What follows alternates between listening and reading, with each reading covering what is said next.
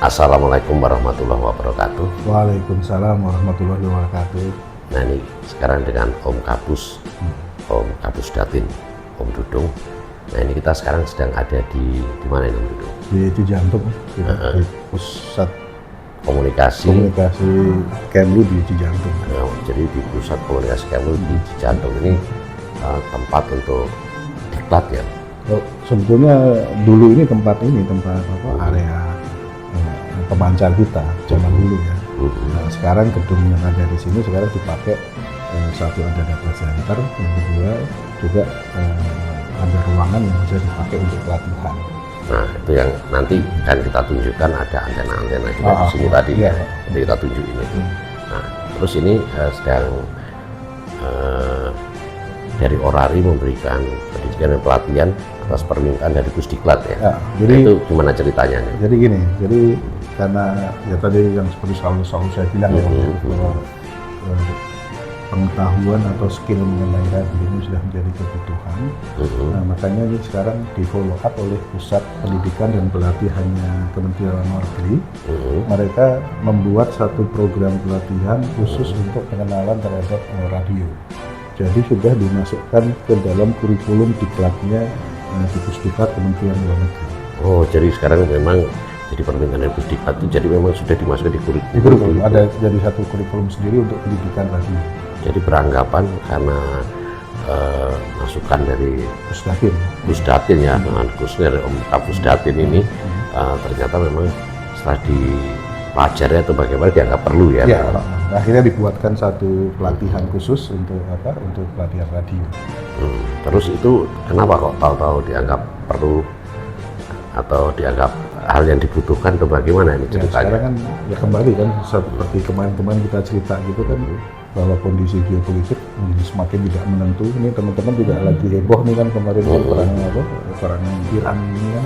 Nah ini kan kita harus mulai mengantisipasi ketika nanti misalnya semua saluran telekomunikasi putus, kita harus bisa menyiapkan satu jaring komunikasi untuk bisa berhubungan dengan perwakilan kita di luar negeri, atau teman-teman di perwakilan di luar negeri bisa berhubungan dengan kita di dalam negeri. Nah, stepping yang pertama adalah kita melakukan pengembangan kapabilitas SDM-nya dulu sebelum kita melangkah untuk membangun jaring HF kembali di perwakilan kita di luar negeri. Nah, karena kalau langsung bangun kan butuh biaya besar juga.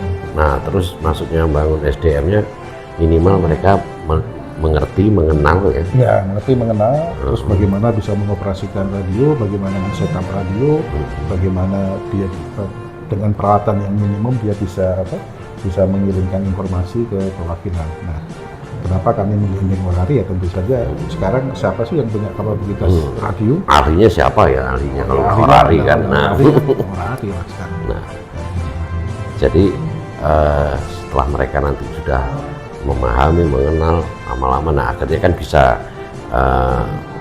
membuat sistem juga sendiri ya. Nah, sebenarnya kalau kita frekuensi khususnya kita juga punya, ada terus kemudian pola komunikasi dan segala macam sebenarnya sudah ada. Dulu karena kita sudah punya. Dulu memang awal memang pengguna dari radio ini. Nah setelah itu hilang.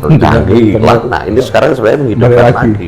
Nah cerdiknya Om Kapus ya caranya biar daripada karena yang memahami sistem ini adalah Orari, jadi biar Orari aja yang melatih dulu kan gitu. Refresh lagi, dilatih oleh teman-teman Orari, sehingga teman-teman sudah mulai biasa kembali untuk bisa mengoperasikan radio sebelum nantinya kita menggunakan peralatan-peralatan yang memang khusus untuk kepentingan pemerintah. Tapi paling tidak dalam kondisi kedaruratan sendiri pun kalau misalnya teman-teman di Kemlu sudah punya call sign amatir radio kan, kalau misalnya dalam kondisi darurat kan kita bisa bersandar ke ke organisasi amatir radio di negara setempat di mana dia ditugaskan. Benar. Nah, jadi benar nggak kalau Kemlu menggunakan radio? Nah ini sekarang kita jalan ke sana, kita tunjukin antena yang ada di dekat sini ya, zaman dulu. Oke, let's go. Ini kita sekarang lihat antena ya, Om Kapus. Iya. Antena di setnya kita di Cijantung. Di Cijantung ya. Nah ini antenanya. Ternyata antena ini yang boomnya dari tower ya, triangle. Nah, ada dua, yang satunya ini.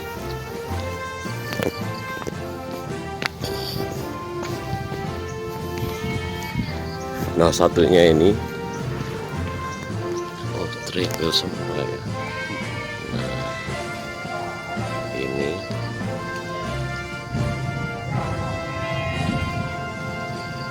Wah, ini berapa band ini ya, lengkap ini kayaknya.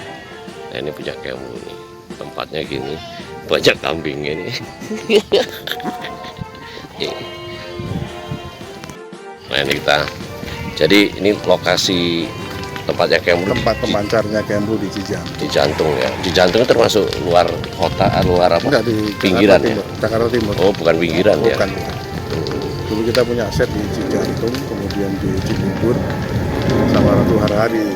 Ya sekarang jadi kantornya Komnas HAM. Tapi sekarang udah mati semua. Jadi kita pelan-pelan kita mau coba melakukan kembali nanti ke depan. Ini tapi memang lokasinya di lingkungan TNI ini ya. Nah, ini sekarang jadi tempatnya ini kalau kita di dalam sini kayak di pinggir kota aja, kayak di hutan, ada kambing segala ya. Padahal tengah kota ya. Tengah kota. Nah, ini tengah kota Jakarta Timur. Ada juga Jakarta kayak gini ya. Kayak di desa kalau di sini. Keluar dikit jalan rame ini. Nah, itu. Oke. Kita balik lewat semak-semak. Satu antena kemarin kita copot, kita pasang di Pejambon. Satu antena copot pasang ke Pejambon ya. Pejambon itu yang gedung ini. Pertama nih kita jalannya setapak nih.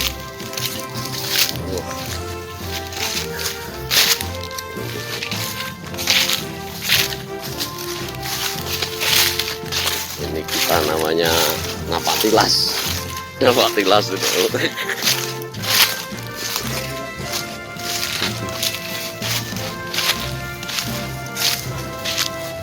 Towernya ya, rantainya udah dilepas. Pas pakai di. Oh, yang itu juga antena lama itu ya. Ini ya. Oh. Iya.